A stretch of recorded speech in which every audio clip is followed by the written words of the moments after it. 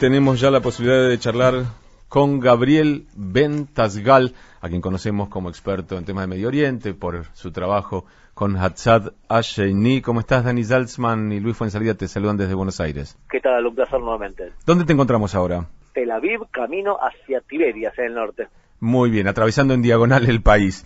Te convocamos hoy, entre tantos temas que sabemos manejas, porque nos genera cierta incertidumbre y curiosidad el tema de lo que se llama la ley nacional, o no sé cómo lo traducirán, pero aparentemente una ley controversial que busca mantener el estatus de Estado judío de Israel a través de leyes que, por lo menos leídas desde aquí, algunas suenan complejas o difíciles de entender. Contame un poco de qué se trata.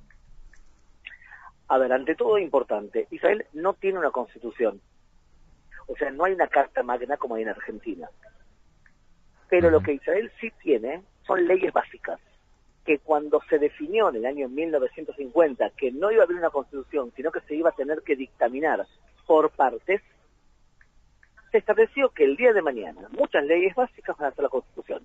Esta ley controversial es la ley básica Israel, cuna nacional del pueblo judío. Y como es una ley básica, pretende ser una constitución. No hay ninguna ley básica que diga que Israel es la cuna nacional del pueblo judío, y tiene un montón de significados que, si querés, los detallamos. A ver. Por ejemplo, Israel y los palestinos están negociando la posibilidad de un Estado palestino. La ley básica dice lo siguiente: en el Estado de Israel hay un solo pueblo que tiene derecho a exigir o a declararse independiente.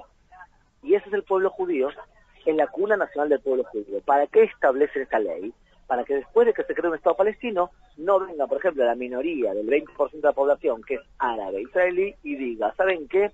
En los lugares donde nosotros vivimos queremos una autonomía política, una semi-independencia. Señores, en ese caso estaría contradiciendo una ley básica. Es por eso, de hecho, que se establece esta ley.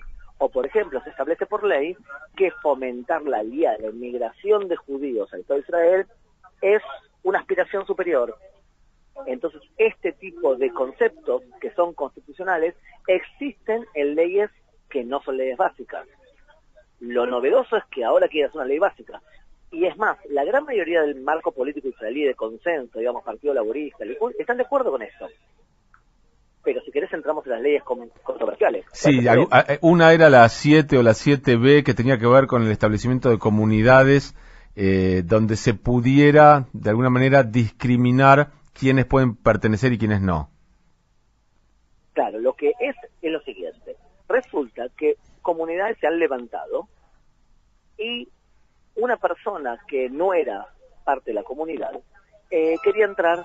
Entonces la Suprema Corte de Justicia dijo: todo ciudadano israelí tiene derecho a participar en cualquier comunidad. Ahora bien, así como te digo esto, el Estado de Israel ha levantado ciudades especiales, por ejemplo, para beduinos, en donde no entra alguien que no sea beduino. Por ejemplo, la ciudad de Rahat, donde había 30.000 habitantes, es para beduinos. Y eso no despertó ninguna queja en ningún lugar del mundo, porque era una ciudad favorable a los beduinos. Ahora, esta ley, este artículo 7b, viene a decir que grupos con la autorización del gobierno tendrían derecho a crear una comunidad autónoma pequeña donde sea favorable a ellos. Entonces, viene el presidente de Israel y dice: al ustedes dictaminar esta ley, va a ser vista en el mundo como que pueden crear una sociedad, por ejemplo, donde no pueden entrar árabes o no puedan entrar, por ejemplo, homosexuales. Y eso nos va a poner a nosotros en una situación comprometida, porque el día de mañana, si una ciudad dice: hay una ciudad donde no pueden entrar judíos, a nosotros nos molestaría. Yo creo que el presidente Rivlin, al decir eso, tiene mucha razón. Y además, este artículo de esta ley entra en un tema que una ley básica no toca. Entra demasiado en el detalle, y una ley básica no entra en esto. Está escrita como si fuese una constitución. Por lo tanto, yo creo que este artículo específico no va a llegar a ser aprobado de acuerdo a cómo lo muestra la prensa hoy. Sí, vos sabés que estaba pensando, Gabriel, en la forma en que se constituían los kibutzim. De alguna manera no había leyes, pero tenías que ser votado por una mayoría para ser aceptado. Había como una imposición en la cual esa pequeña comunidad podía determinar quiénes entraban y quiénes no, pero no estaba escrito en ningún lugar por qué razón podían aceptarte o no. Ese es un ejemplo que ha funcionado, pero que de alguna manera era una comunidad en la cual yo, ciudadano de Israel, no podía entrar simplemente porque quería. Es que justamente lo que personas como yo decimos es, si hasta ahora ha funcionado perfectamente con el ejemplo que has dado incluso, ¿qué necesidad tenemos de dictaminar una ley que nos presente en el mundo como un Estado que quiere separar a grupos cuando estamos logrando fusionarnos entre muchos tipos de judíos diferentes o entre muchas ramas diferentes? ¿Qué necesidad tiene que haber de algo así? Y es por eso que ese artículo específico es criticable. Hay otro que es criticable también, y es ¿qué necesidad tienes de declarar que el idioma oficial del Estado de Israel es el hebreo, cuando hasta ahora el árabe y el inglés también tenían un estatus oficial? Va a venir alguien del gobierno y te va a decir, es que queremos que los árabes en Israel también sepan hebreo, para poder, de esta forma, que entre al mercado laboral. Yo creo que no es necesario, o no es necesario hacerlo a través de una ley básica. No, pero siendo oficiales ambos, también podría venir alguien y decir que quiere que todos sepan árabe sí o sí para entrar al mercado laboral. Tiene doble camino esa posibilidad, y en realidad hoy prácticamente todo lo que son papeles oficiales, la cartelería pública y todo, está en los 3 idiomas. Claro, claro. De todas formas, esta es una ley que desde el punto de vista conceptual, ¿qué necesidad hay de una ley básica? Tiene lógica y tiene sentido. Luego el problema que hay es que cualquier proyecto de ley, el más inverosímil que te puedas imaginar, va a aparecer en la portada del diario El País. Porque le sirve para demonizar a Israel. Porque la agenda del diario El País de España y de otros diarios también es ¿qué podemos explicar que puede ayudar a aumentar el prejuicio en contra del Estado de los judíos? Entonces, esta ley puede de alguna manera favorecer a esa demonización. De todas formas, ponte a pensar tú, ¿acaso un preproyecto de ley de Argentina aparece en portada del diario El País? No, a veces no aparece ni en portada de un diario argentino. ¿O algún preproyecto de ley en Tailandia aparece en la portada de un diario español? No, pero un preproyecto del Parlamento israelí sí aparece, si es que sirve para demonizar a los judíos. Vos sabés que curiosamente, Gabriel, justamente que tengan esa actitud es un reconocimiento directo de que es el Estado judío. Claro, lo que sucede ellos no lo aceptan, pero actúan como sí. Lo que sucede es que mucha gente, lamentablemente, considera que los judíos son una religión. Y los judíos son un pueblo en todo sentido, porque somos descendientes del reino de Judea. La gran mayoría de judíos consideran que el judaísmo, además de ser una religión, es un pueblo, y por lo tanto, como todos pueblos, incluso el palestino, tenemos derecho a la autodeterminación en nuestra patria histórica. Entonces tú dirás, ¿pero qué significa entonces? ¿Que un argentino judío puede tener amor por 2 nacionalidades? Sí, por supuesto que sí. De la misma forma que a ti no te importa que un japonés sea argentino y japonés, y no te importa que los chinos sean chinos y argentinos, y no te importa que un griego sea griego y argentino, ¿por qué te importa y te vuelve loco que un judío sea judío y también argentino? Si todo el mundo tiene derecho a 2 nacionalidades, también los judíos. Gabriel, el mejor ejemplo aquí en la Argentina son las 2 enormes colectividades, las más grandes, la española y la italiana. ¿Quién puede quitarle el amor a la colectividad española por su España o a la comunidad italiana por Italia? Y una cosa con la otra no tiene nada que ver. Tal cual, se puede amar a las dos comunidades, a tu patria histórica e Israel. Incluso te puedes ir a vivir a tu patria histórica, pero de todas formas haber aportado un montonazo al desarrollo de Argentina como tu país de origen. O sea, yo, por ejemplo, amo Argentina, nací en Argentina, y amo Israel, que es el lugar donde vivo ahora. Y se puede perfectamente tener 2 nacionalidades. Si tú no permites a los judíos hacer lo que permites a todo el mundo, estás discriminando. Y la discriminación en contra de los judíos tiene un nombre, y es antisemitismo. Exactamente.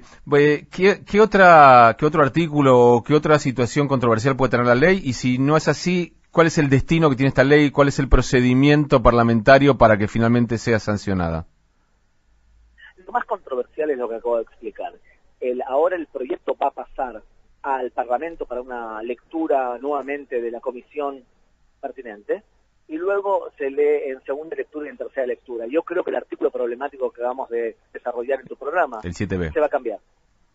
Se va a cambiar porque no creo que incluso el asesor judicial del gobierno ha aconsejado modificarlo porque tiene serios problemas.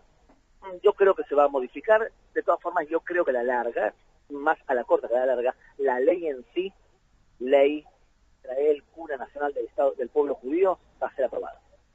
Bien, te agradecemos mucho que nos hayas ayudado. Acá Luis Fuenzalida, que es analista internacional, también te quería comentar algo. Sí, mira, Gabriel, con respecto a lo de la doble nacionalidad, acá en la Argentina, como bien apuntó Dani, las dos comunidades, colectividades más grandes, que son la española y la italiana. En el caso de la italiana, no olvidemos que muchos argentinos de ascendencia italiana han sido elegidos o se han propuesto y han sido elegidos para el Parlamento italiano. Por ejemplo, sin ir más lejos, un gran médico como el doctor Sini, que en su momento representó a los italianos o aquellos que tienen la doble nacionalidad argentina-italiana en el exterior, en el Parlamento italiano. Así que no veo para nada problemático la doble nacionalidad. Claro, pero ¿sabes lo que sucede? Es que el odio hacia los judíos antiguos ahora se condensa en el odio al Estado de los judíos. Y es por eso que decimos muchas veces que antes tú odiabas a los judíos y ahora odias a la cuna nacional del pueblo judío. Pero voy a hacer un ejercicio rápido para terminar, si les parece bien. Sí. Quiero explicar lo siguiente. Se puede reconocer un antisemita con facilidad. Un antisemita es una persona que, cuando habla de los judíos, está obsesionado por los judíos, por el Estado del pueblo judío. Y además un antisemita siempre mide todo blanco y negro. No hay punto intermedio. Siempre que hablamos de los judíos es todo negativo. O sea, es un maniqueísta. Y lo tercero es que apenas comienza a hablar un antisemita, enseguida insulta. Yo te voy a decir, Israel es un Estado aparte, Israel es un Estado nazi. Cuando tú juntas esas tres cualidades negativas de una persona, que es obsesión hacia el Estado judío, hacia los judíos, maniqueísmo y también insultar, tenés un antisemita. Ahora bien, ¿quiénes son los que hoy portan e impulsan este antisemitismo? Y los tres principales factores son el inmigrante musulmán que llega a Europa, viene con todo el bagaje antisemita del mundo islámico. Eso es lo primero. Segundo, la prensa. Y tercero, la extrema izquierda. Son los tres hoy portadores fundamentales de antisemitismo. ¿Y qué argumentos utilizan? También tres. Están convencidos que los protocolos de los sabios de Sion es verdad, o sea que los judíos dominan el mundo. 2, suelen negar el holocausto. Y 3, se declaran antisionistas. O sea, no son antisemitas, son antisionistas. Cuando tú escuchas a alguien que niegue el holocausto, que niegue el derecho de los judíos a un Estado propio, y que crea y diga realmente, como ha dicho, por ejemplo, Luis de Lía, que dijo que Argentina fue eliminada, o algo por el estilo, porque estaba el Mossad detrás, este es un patrón de antisemitismo clásico. Entonces puedes reconocer a la legua un antisemita. Lamentablemente, los judíos tenemos 23 siglos de entrenamiento experimentando el antisemitismo. Entonces lo podemos reconocer con relativa facilidad. Es así. Gabriel, un abrazo grande. Te agradecemos mucho por participar, por ayudarnos a entender lo que sucede allí en Israel y en el Medio Oriente. Y como siempre, nos tomaremos el atrevimiento de convocarte en otro momento. Un abrazo.